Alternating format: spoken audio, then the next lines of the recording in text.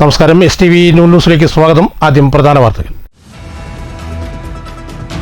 Rahul Mamkootathil MLA സ്ഥാനം രാജിവെക്കണമെന്നാവശ്യപ്പെട്ട പരക്കെ പ്രതിഷേധം. പാലക്കാട് MLA ഓഫീസിലേക്ക് DYFI മാർച്ച്. തൃശൂരിൽ DYFI പ്രവർത്തകർ MLAയുടെ കോലം കത്തിച്ചു. പാലക്കാട് ജില്ലയിൽ എയ്ഡ്സ് നിയന്ത്രണ ബോധവൽക്കരണ പ്രവർത്തനങ്ങൾ തൃപ്തികരമെന്ന് ആരോഗ്യവകുപ്പ് അധികൃതർ. ലോക എയ്ഡ്സ് ദിനത്തോടനുബന്ധിച്ച് ഡിസംബർ 1 നഗരത്തിൽ ബോധവൽക്കരണ റാലി. സാമ്പത്തിക പ്രതിസന്ധി പ്രതിരോധന പ്രവർത്തനത്തെ ബാധിക്കുന്നുണ്ടെന്നും അധികൃതർ. വാർത്തകൾ വിശദമായി. രാഹുൽ മാങ്കൂട്ടത്തിനെതിരെ പാലക്കാട് DYFI പ്രതിഷേധം. യുവതിയുടെ പരാതിയുടെ പശ്ചാത്തലത്തിൽ രാഹുൽ മാങ്കൂട്ടം MLA സ്ഥാനം രാജിവെക്കണമെന്ന് DYFI ആവശ്യപ്പെട്ടു. രാഹുൽ മാങ്കൂട്ടത്തിനെതിരായ യുവതിയുടെ പരാതിയിൽ MLA രാജിവെക്കണമെന്നാവശ്യപ്പെട്ട് പാലക്കാട് MLA ഓഫീസിലേക്കാണ് DYFI മാർച്ച് നടത്തിയത്. ഓഫീസ് പരിസരത്ത് വൻ പോലീസ് സുരക്ഷ ഉണ്ടായിരുന്നെങ്കിലും അതിനെ മറികടന്ന് പ്രവർത്തകർ എത്തി. MLA ഓഫീസിനു മുന്നിൽ റീത്ത് വെച്ച് മുദ്രാവാക്യം വിളിച്ചായിരുന്നു പ്രതിഷേധം.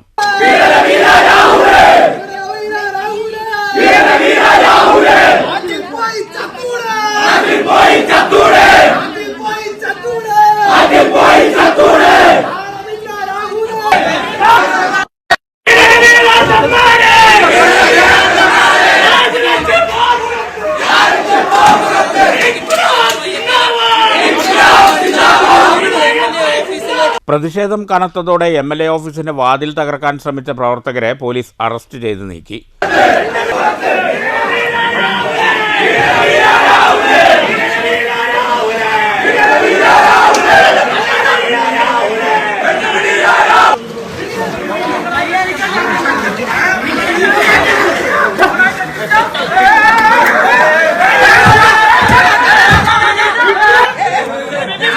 പോലീസും പ്രവർത്തകരും തമ്മിൽ ഉണ്ടായ വാക്കേറ്റത്തിന് പിന്നാലെ ഓഫീസിന് മുന്നിൽ കുത്തിയിരുന്ന പ്രവർത്തകർ മുദ്രാവാക്യം മുഴക്കി പ്രതിഷേധിച്ചു. ഞങ്ങൾ ഇതേ MLAയുടെ വീടിന്റെ വസതിയുടെ മുന്നിലാണ് നിൽക്കുന്നത്. ഞങ്ങളൊന്ന് തീരുമാനിച്ചാൽ ഈ MLAയുടെ വീട് ഉൾപ്പെടെ ഓഫീസ് ഉൾപ്പെടെ ഭസ്മമാക്കി മാറ്റാൻ നേരം വേണ്ട. ഈ കേരളത്തിന്റെ ആകെ അപമാനമായിട്ടുള്ള ഈ ആവാസനായിട്ടുള്ള ഒരാളെ കോൺഗ്രസ് ചുമക്കും, പക്ഷേ പാലക്കാട്ടിലെ ജനങ്ങൾ ചുമക്കില്ല എന്നുള്ളൊരു താക്കീതാണ് ഇവിടെ തരാൻ വേണ്ടി ഉദ്ദേശിക്കുന്നത്. ഈ പെറുവോട്ടിന് ഇതുപോലെ ഒരു ഹാബിച്വൽ ഒഫൻഡറായ ഒരു സൈക്കോപാത്തിനെ എല്ലാ നിലക്കും എല്ലാ സംരക്ഷണവും നൽകി സംരക്ഷിച്ചു വരുന്നത് ഷാഫി പറമ്പിൽ MP ആണ്. News bureau, Palakkad. രാഹുൽ മാങ്കൂട്ടത്തിനെതിരെ തൃശൂരിലും DYFI പ്രതിഷേധം. നഗരത്തിൽ DYFI പ്രവർത്തകർ പാലക്കാട് MLAയുടെ കോലം കത്തിച്ചു. പ്രകടനമായി എത്തിയാണ് പ്രവർത്തകർ പ്രതിഷേധിച്ചത്.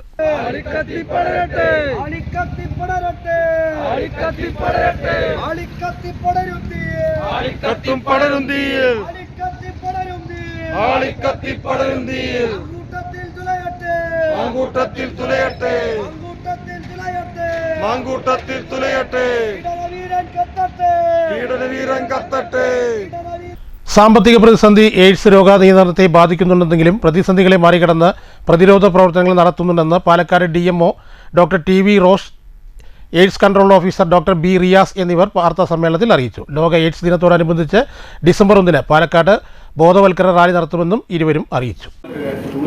ഫിനാൻഷ്യൽ ഇയർ എടുക്കുന്നത് 24-25 നോക്കുമ്പോൾ 98 കേസായിരുന്നു കഴിഞ്ഞ വർഷം. പക്ഷേ ഇപ്പോൾ നമ്മൾ ഏപ്രിൽ മുതൽ 7 മാസത്തിനിടയിൽ തന്നെ നമുക്ക് 83 കേസ് റിപ്പോർട്ട് ചെയ്തിട്ടുണ്ട്. നമുക്കിപ്പോൾ ഒരു ടാർഗറ്റഡ് ഇന്റർവെൻഷൻ, അത് ആക്ച്വലി ഇപ്രാവശ്യത്തെ ഈ പ്രതിസന്ധികൾ അതിജീവിച്ച് പ്രതിരോധ പ്രവർത്തനങ്ങൾ മുന്നോട്ട് എന്നൊരു ക്യാപ്ഷൻ കൊടുക്കാൻ കാരണം തന്നെ കുറെ കാലമായിട്ട് പ്രതിരോധം നടത്തിക്കൊണ്ടിരിക്കുന്ന ആൾക്കാരാണ്. എന്നിലാണ് ഇങ്ങനൊരു ക്യാപ്ഷൻ വെക്കാൻ കാരണം നമുക്ക് പല രീതിയിലുള്ള പ്രതിസന്ധികൾ വരുന്നുണ്ട്. അപ്പോൾ ഒന്നാമത് ഫണ്ടിങ് മുമ്പത്തെ അപേക്ഷിച്ച് പ്രൊജക്റ്റിലേക്കുള്ള ഫണ്ടിങ് കുറവാണ്. ഇപ്പോൾ നമുക്ക് അന്താരാഷ്ട്ര തലത്തിലായാലും ഫണ്ടിങ് വരുന്നത് കുറവാണ്. അപ്പോൾ അതുകൊണ്ടാണ് ഇപ്രാവശ്യം സ്ലോഗൻ അങ്ങനെ വെക്കാൻ കാരണം.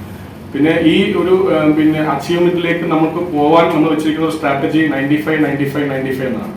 അതായത് രോഗം ഉള്ളവരായിട്ട് നമ്മൾ കണക്കാക്കപ്പെടുന്നവരിൽ 95% ആളുകളെയും നമ്മൾ കണ്ടുപിടിക്കണം. ഈ കണ്ടുപിടിച്ച ആളുകളിൽ 95% ചികിത്സ പരിപൂർണമായ രീതിയിൽ അവർക്ക് കൊടുക്കാൻ നമുക്ക് സാധിക്കണം. അങ്ങനെ ചികിത്സ കൊടുക്കാൻ പറ്റുന്ന ആളുകളിൽ 95% ആളുകളിലും വൈറൽ ലോഡ് കുറയ്ക്കാൻ സാധിക്കും. എയ്ഡ്സ് രോഗികളായ 95% പേരെയും കണ്ടെത്തി 95% രോഗനിവാരണ പ്രവർത്തനങ്ങൾ നടത്തി. മുൻവർഷത്തെ അപേക്ഷിച്ച് എയ്ഡ്സ് രോഗികളുടെ എണ്ണത്തിൽ ജില്ലയിൽ വർധനവുണ്ടെങ്കിലും ആശങ്കപ്പെടേണ്ട സാഹചര്യമില്ല. അമ്മയിൽ നിന്നും കുഞ്ഞിലേക്ക് രോഗം പടരുന്നത് തടയാൻ വിപുലമായ പ്രതിരോധ പ്രവർത്തനങ്ങൾ നടത്തുന്നുണ്ട്. 31-ന് ദീപം തെളിയിക്കൽ, 1-ന് ബോധവൽക്കരണ റാലി, ബോധവൽക്കരണ കിയോസ്കുകൾ, കലാപരിപാടികൾ എന്നിവ നടക്കുമെന്നും ഇരുവരും വാർത്താസമ്മേളനത്തിൽ അറിയിച്ചു.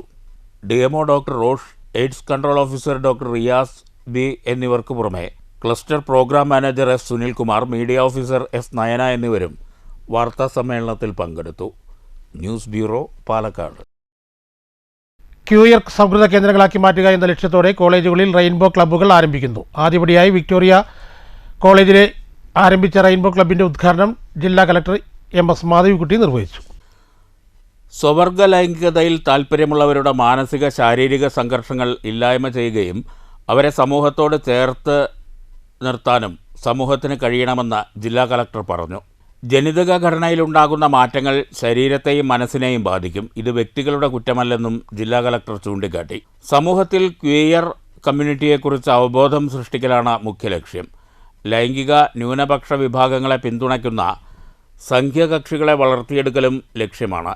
പ്രിൻസിപ്പാൾ SL സിന്ധു അധ്യക്ഷത വഹിച്ചു. Queer activist Arya Vasuki, staff coordinator Arathi Ashokan, union chairman KG Bhagat, Pratheesh, ഉത്തരപ്രകാശ് എന്നിവർ സംസാരിച്ചു. വിക്ടോറിയയ്ക്ക് പുറമെ തോലന്നൂർ, കൊഴിഞ്ഞമ്പാറ ഗവൺമെൻറ് കോളേജുകളിലും പാലക്കാട് മെഡിക്കൽ കോളേജിലും റെയിൻബോ ക്ലബ്ബ് ആരംഭിച്ചിട്ടുണ്ട്. News bureau, Palakkad. സ്വാമി വിവേകാനന്ദൻ്റെ കേരള സന്ദർശന സ്മരണ ആചരിച്ച് ഷൊർണൂർ വിവേകാനന്ദ പഠന കേന്ദ്രം. ചടങ്ങ് ആധ്യാത്മിക പ്രഭാഷകൻ ഗോപാലകൃഷ്ണൻ മാസ്റ്റർ ഉദ്ഘാടനം ചെയ്തു. ആരുമായിട്ടും അന്നൊന്നും ഇത്ര ശക്തമായിട്ടുള്ള ബന്ധമാണ്. മറ്റുള്ളവർക്ക് വിവേകാനന്ദ സ്വാമിക്ക് അറിയപ്പെട്ടിട്ടുണ്ട്. വളരെ കഷ്ടപ്പെട്ടു. അങ്ങനെ അവിടെ ചെന്നിറങ്ങി അമേരിക്കൻ തീരങ്ങളിലൂടെ അരഞ്ഞ് ചിക്കാഗോയിലൊക്കെ എത്തി. ആരും താമസിപ്പിക്കാൻ അവിടെ നൃത്തത്തിൽ പൂർണ്ണമായ കൺവെൻഷൻ സൗകര്യങ്ങളും സുഹൃത്തുക്കളും ഒന്നും അറേഞ്ച് ചെയ്തിട്ടില്ല.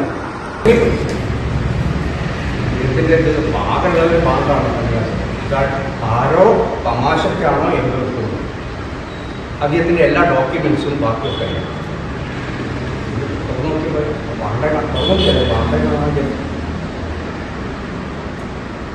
പ്രവേശിച്ചു.